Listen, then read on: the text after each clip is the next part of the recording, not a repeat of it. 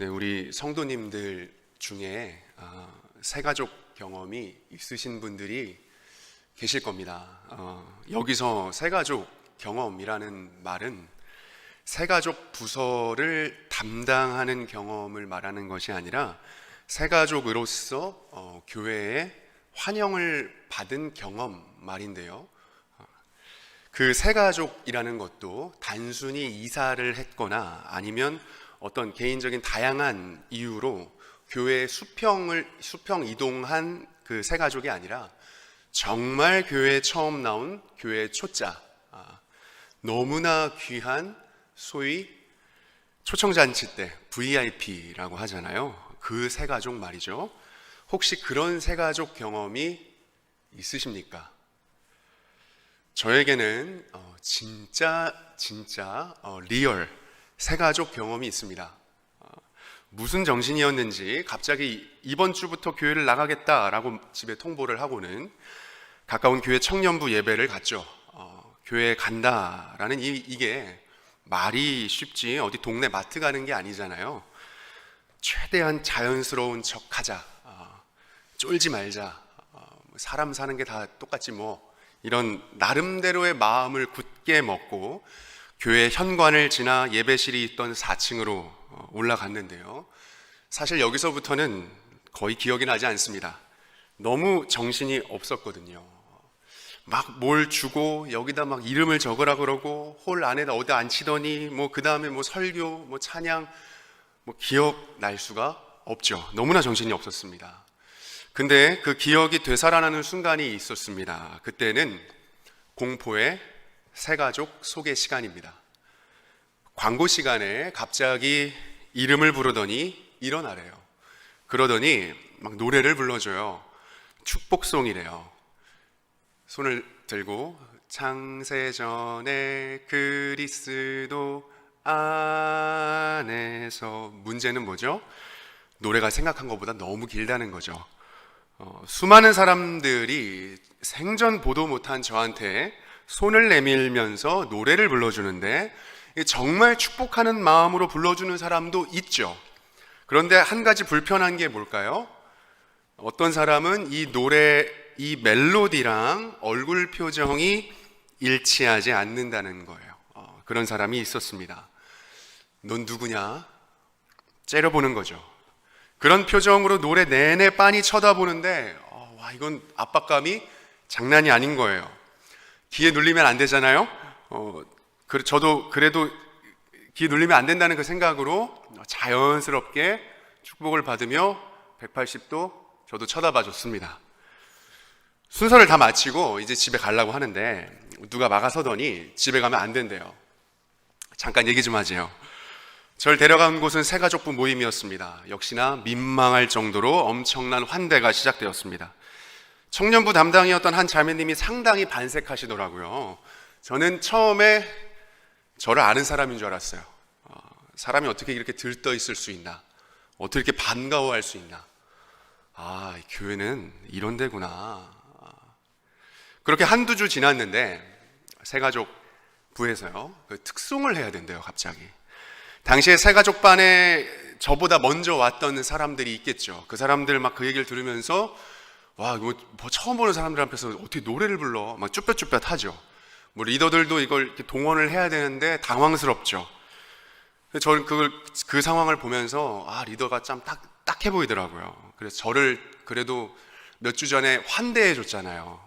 고마운 마음에 그래도 보답을 해야겠죠. 그래서 제가 한번 해볼게요 라고 했어요. 혹시 춤을 춰도 되나요? 라고 말을 했더니 저한테 기다렸다는 듯이 찾아뒀던 영상이 모든 능력과 모든 권세, 한복을 입으신, 곱게 차려입으신 여자분들이 나오는 영상을 보여주는 거예요. 저는 그 영상을 보고 일주일 동안 열심히 연습했습니다. 그렇게 나중에 한 1년쯤이 지났을까? 한참 뒤에 들은 얘기지만 제가 그때 그 특송을 하고 나서 청년부 목사님이 제 친천지 같다, 잘 지켜봐라, 관리 잘해라 라고 리더 모임에서 말씀하셨다고 하더라고요. 그 목사님께서는 겉으로는 저를 굉장히 환대하시는 줄 알았는데 그 속으로는 경계하시던 모습들, 그 오해를 푸는 데에도 상당한 기간이 걸렸습니다.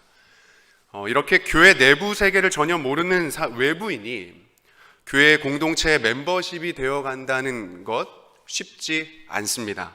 넘어야 할 벽이 많거든요. 먼저 교회만의 언어, 기독교적인 언어의 장벽을 넘어야 하고 여러 복잡한 형식들의 장벽을 넘어야 합니다.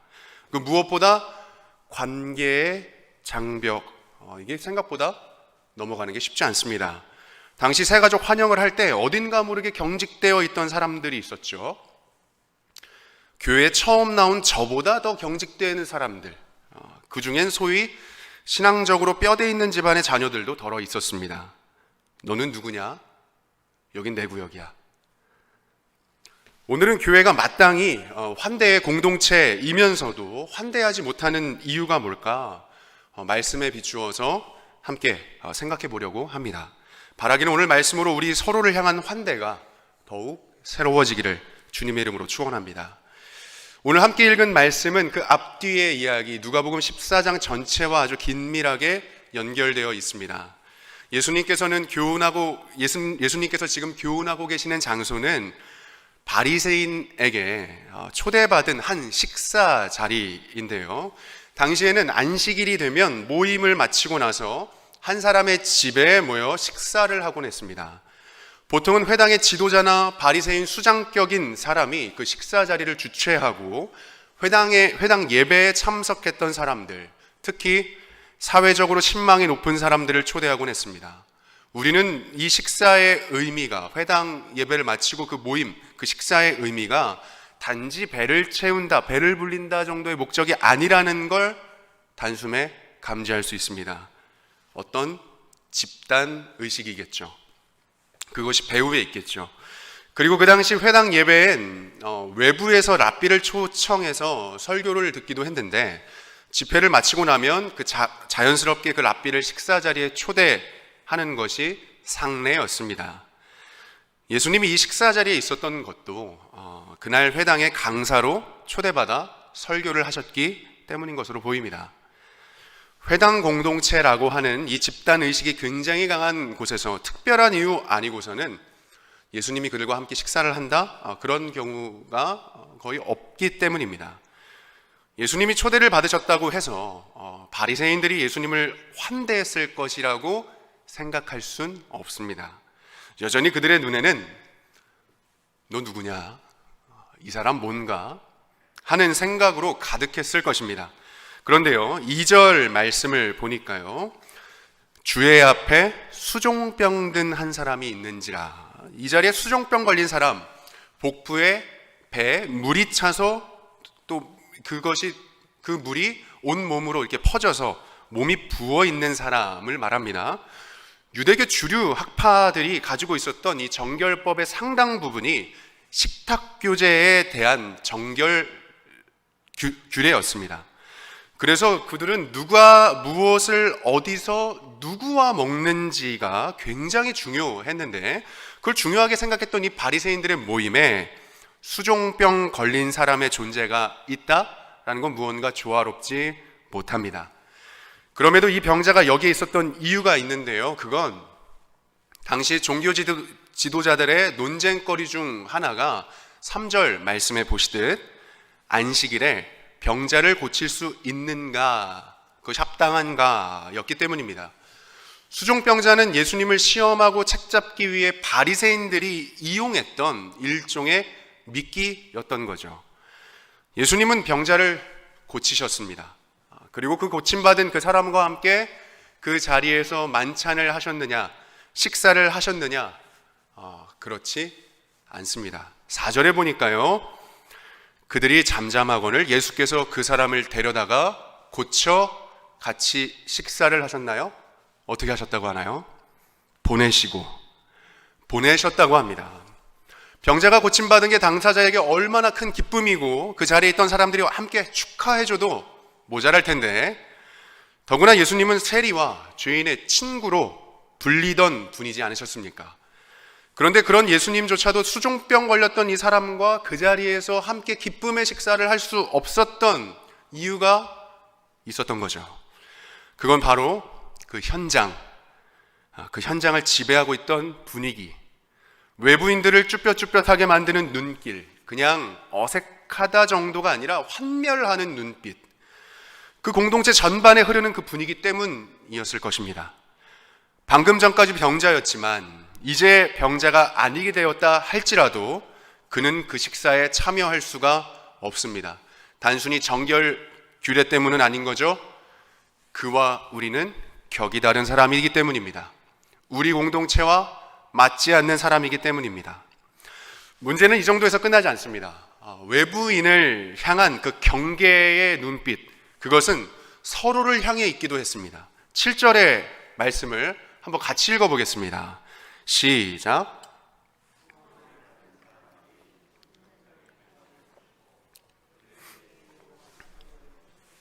이 말씀을 표준 세번역 성경에서는 이렇게 표현했는데요. 이 표현이 좀 더 사실적인 것 같습니다. 제가 한번 읽어보면요. 예수께서는 초청을 받은 사람들이 얼마나 길을 쓰고 윗자리를 골라 잡는지를 보시고 그들에게 비유 하나를 들어 말씀하셨다라고 합니다. 공동체 내부와 외부, 공동체 안과 밖, 그 사이에만 선긋기가 있는 줄 알았는데 공동체 내부 안에도 있던 거죠. 나는 여기, 너는 거기. 공동체 내부 안에도 이런 보이지 않는 선이 있습니다. 당시 식탁 교제, 이 환경을 좀 저희가 상상해 보면 좋겠는데, 당시에 함께 회당 모임을 마치고 함께 식사를 할 때 테이블은 세 명이 함께 앉을 수 있는 테이블을 배치를 합니다.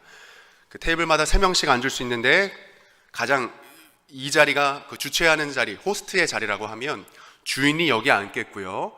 당시에는 이렇게 왼쪽으로 비스듬히 거의 약간 누운 듯 해서 왼쪽 팔을 꿰고 오른손으로 음식을 먹는 관습이 있었잖아요.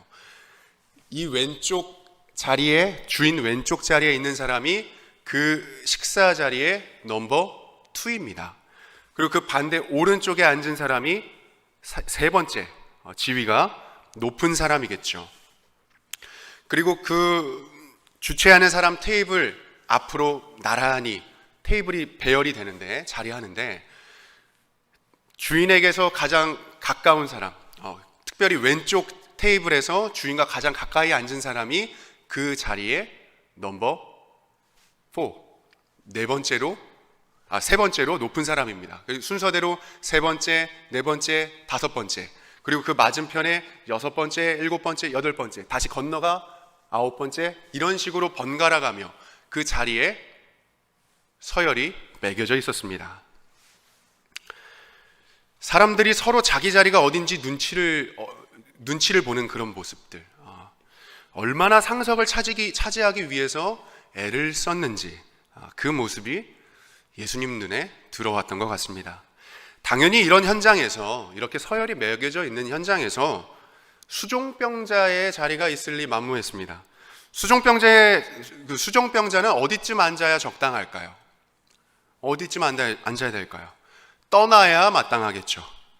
예수님이 수종병자를 고치시고 그냥 보내신 이유입니다. 그 공동체는 외부인을 환대할 준비가 전혀 되어 있지 않았고, 심지어 서로 간의 환대도 일어나지 않았습니다. 물론 식사 자리에 있던 사람들이 그 자리를 놓고 대놓고 싸우지는 않았을 것입니다. 눈빛으로 은밀하게 상대를 깔보며 적절하게 대우해주며, 내가 3등은 아니어도 한 5등쯤은 되겠지, 한 6등쯤은 되겠지, 그렇게 3, 4, 5등에게 자리를 내어주고 자신은 한 5, 6등쯤 자리에 앉고, 그렇게 때로는 적절하게 양보를 하기도 하고 또 눈치를 보면서 그 자리를 채워가고 있는 다른 사람들의 모습들, 그것이 예수님 눈에 들어왔던 것입니다.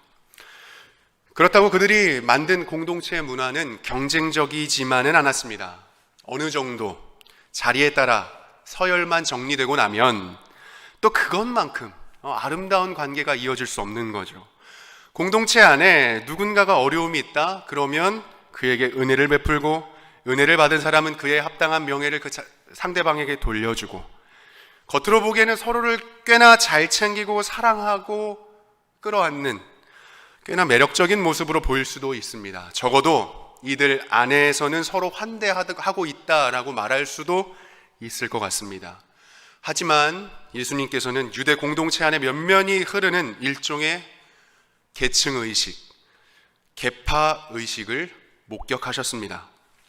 외부인들은 감히 진입하기도 어려운 유대 공동체 그 안의 끈끈함, 그러면서도 나는 여기 그리고 너는 거기, 내 자리는 엄보지 마, 공동체 내부에 보이지 않는 선들. 지금도 유대인들은 사회적으로나 경제적으로나 유대 종족 자신들을 선별적으로 챙기고 호혜적으로 대우하는 것을 이어가면서 그것으로 유대 공동체를 유지하는 힘과 근거로 삼고 있습니다. 같은 맥락에서 우리 교회 공동체 안에서 서로를 돌보는 것, 더 나아가 나와 관심사가 비슷한 사람들과 함께 그룹을 만들어 교제하는 것, 그 사람들과 지식과 경험을 공유하면서 세상을 살아갈 지혜를 만들어가는 것, 이걸 결코 나쁜 것이라고만 말할 수는 없겠죠. 어쩌면 공동체의 결속을 강화하는데 필수적인 것이고 개인이 사회에서 더 나은 결과를 만들어가는 데에도 굉장히 유익한 것입니다. 하지만 그것만 있다면, 교회 공동체 안에 그것만 존재한다면, 그것이 예수님께서 만드시고자 의도했던 공동체의 모습이라고 할 수 있을까? 오히려 취미를 나누는 동호회나 지식과 정보를 나누는 사교 클럽이지 그게 과연 교회가 맞을까 싶습니다. 우리가 이런 모임의 형식들을 이어가면서도 한편으로는 의도적으로, 의지적으로 계속 유지하면서 가져야 할 그 불편한 질문들이 있습니다. 그건 혹시 이게 우리만의 잔치는 아닐지, 신앙과 교제를 명분으로 계파와 분열을 만들어가고 있는 것은 아닌지, 외부를 향한 또 서로를 향한 환대의 문이 닫혀 있지는 않은지에 대한 질문일 것입니다. 예수님은 이 공동체 내부 관계를 향해, 그리고 공동체 내부와 외부의 경계를 향해 두 가지 교훈을 비유로 말씀하시는데요. 먼저는 혼인잔치에 초대받은 게스트를 예로 들어 말씀하시죠. 8절부터 10절까지의 말씀인데요. 우리 한 절씩 같이 한번 읽어볼까요? 8절 한번 읽어주시고 9절 읽겠습니다. 그리고 10절 같이 읽죠. 8절 한번 읽어주시죠. 혼인잔치에 청함을 받았을 때 높은 자리에 앉지 말라. 그렇지 않으면 너보다 더 높은 사람이 청함을 받은 경우에 너와 그를 청한 자가 와서 너더러 이 사람에게 자리를 내주라 하리니 그때 내가 부끄러워 끝자리로 가게 되리라. 같이 읽겠습니다. 청함을 받았을 때 차라리 가서 끝자리에 앉으라. 그 게스트에게 주는 교훈은 무엇입니까? 높은 자리에 앉지 말고 끝자리로 가라는 거예요. 이 이야기의 대상이 누구겠습니까? 누가 봐도 끝자리에 앉을 만한 사람은 아니겠죠. 그런 사람은 알아서 끝자리로 가겠죠.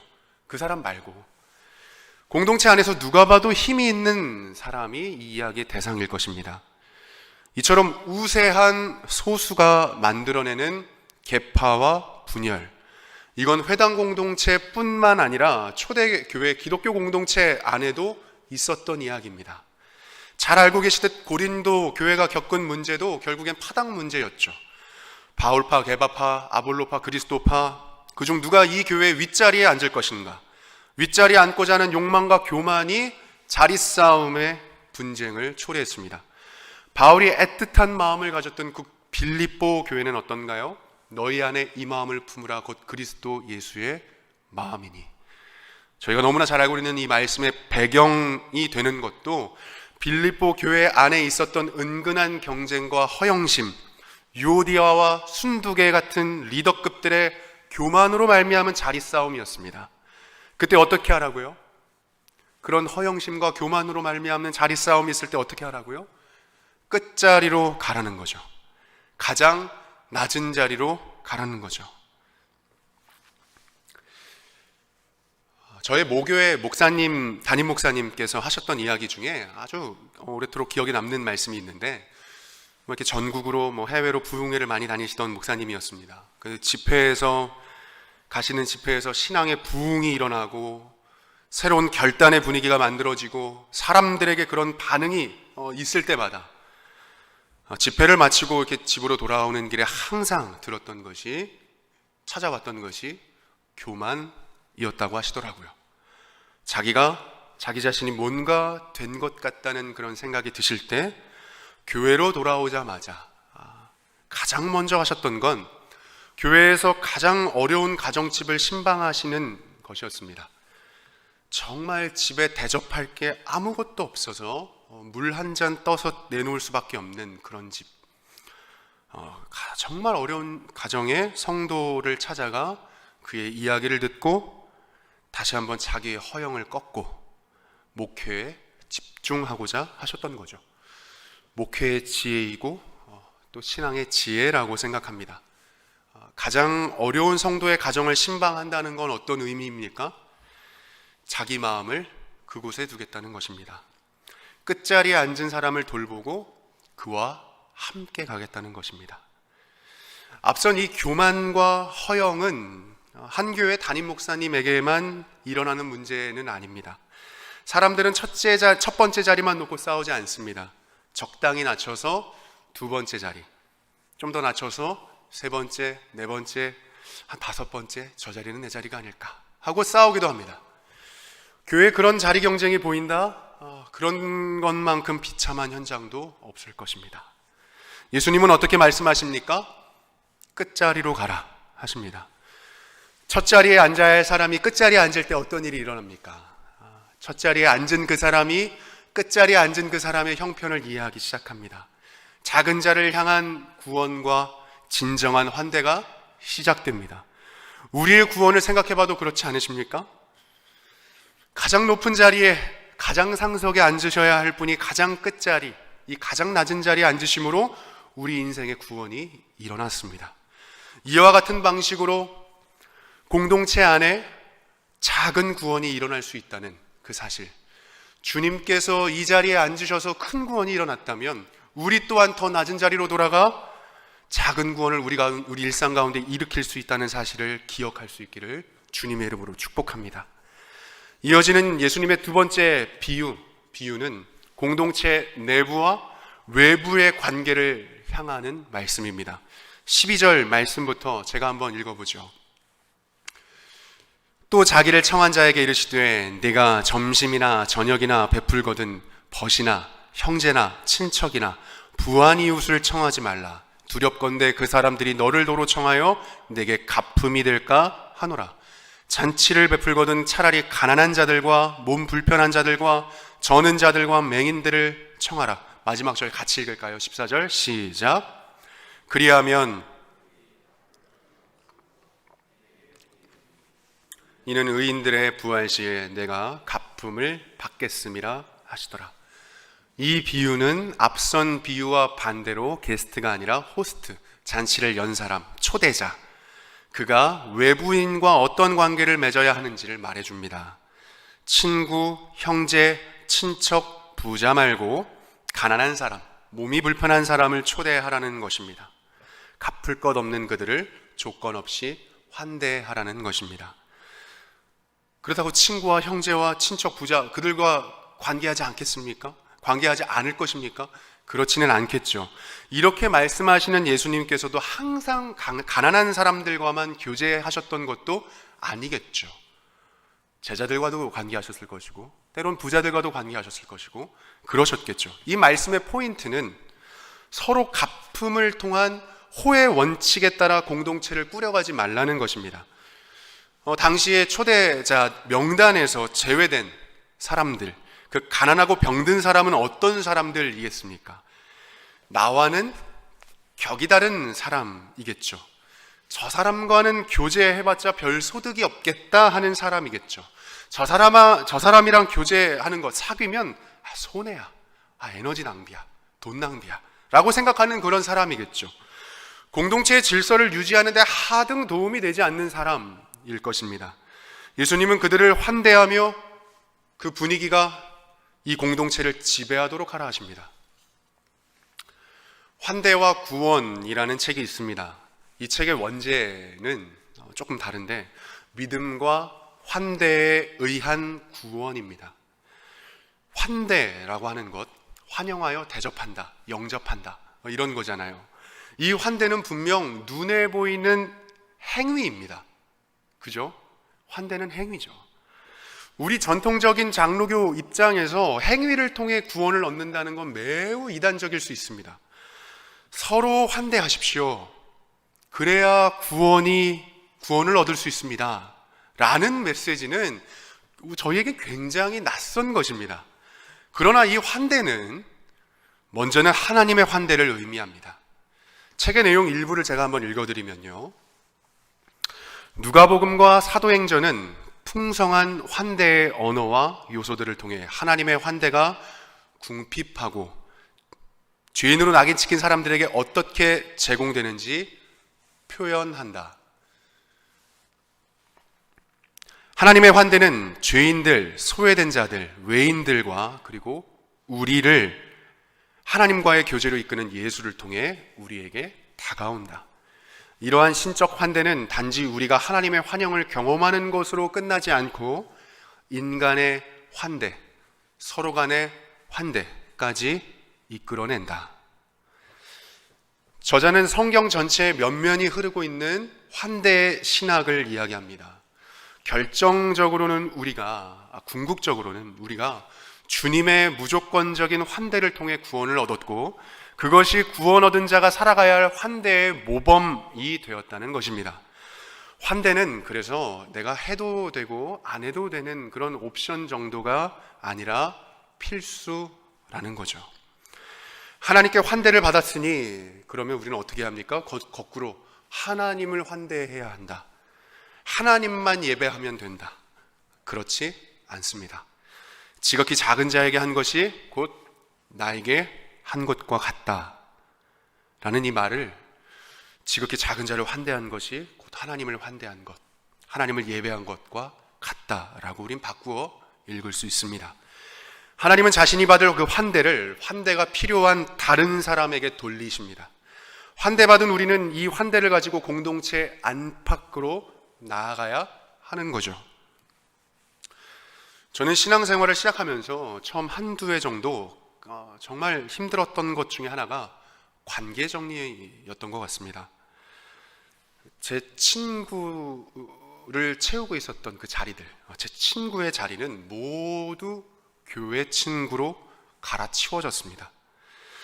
주변에서는 세상 친구, 세속에 빠진 친구들을 정리하는 것이 잘한 일이라고 칭찬했습니다. 많은 목사님들이. 이제 점점 교회 안으로 깊숙이 자리 잡고 있구나라고 격려해 줬습니다.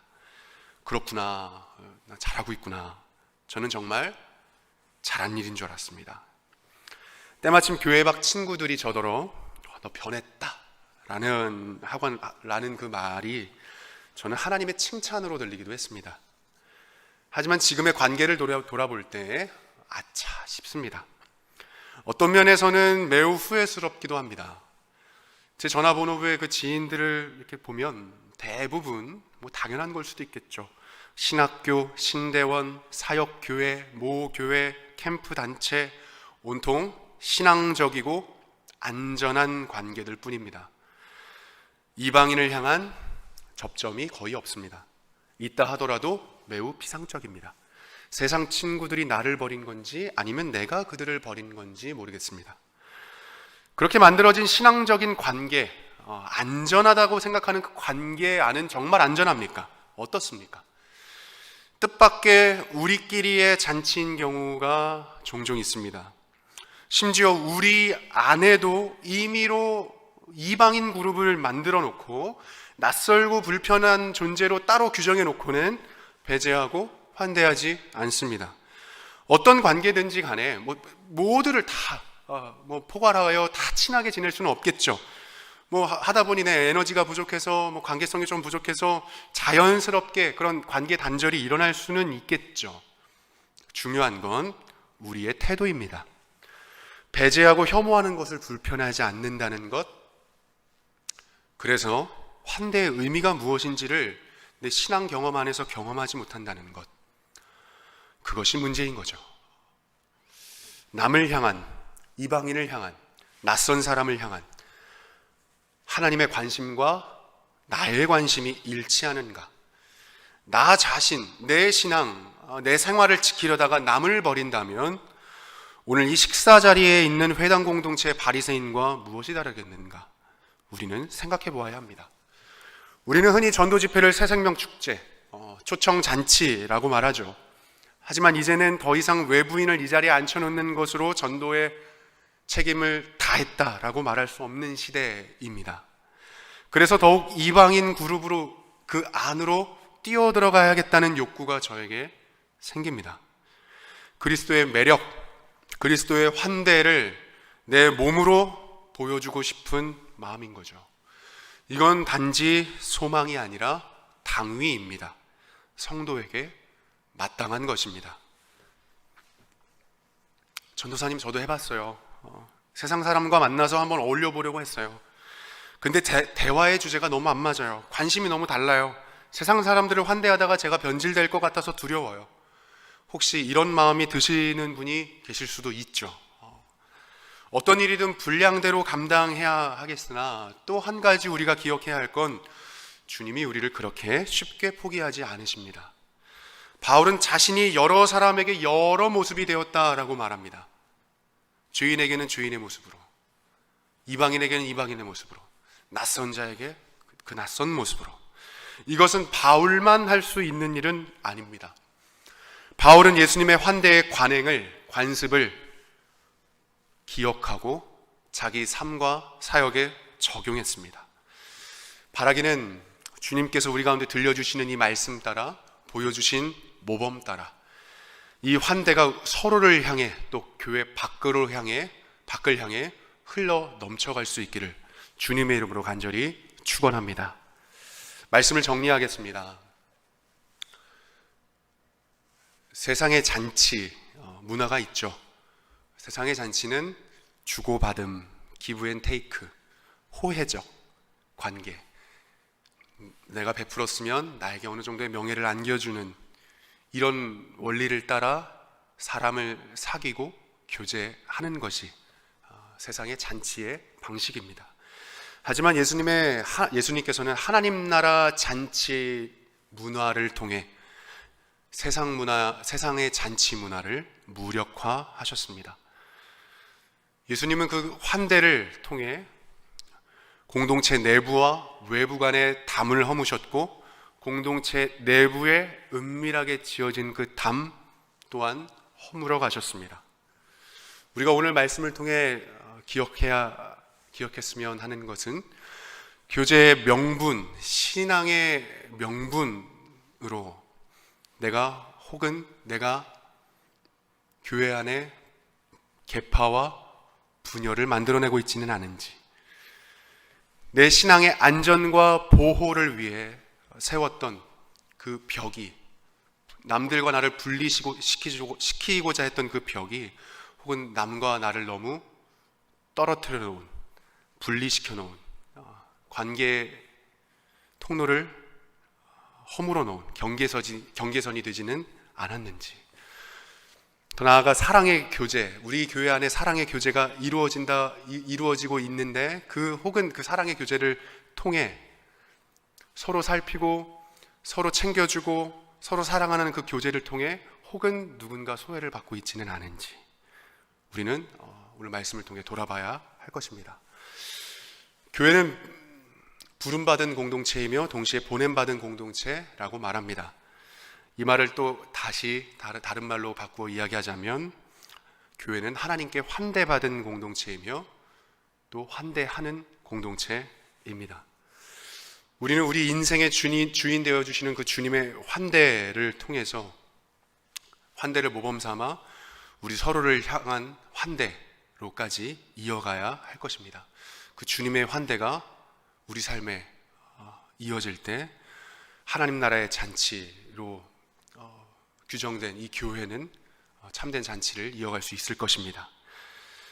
바라기는 오늘 말씀을 기억하며 하나님 나라의 잔치집을 잔치집 되게 하는 그 하나님의 환대를 이어갈 수 있는 우리 삶과 사역, 그 모든 교회 현장이 되기를 주님의 이름으로 간절히 축원합니다.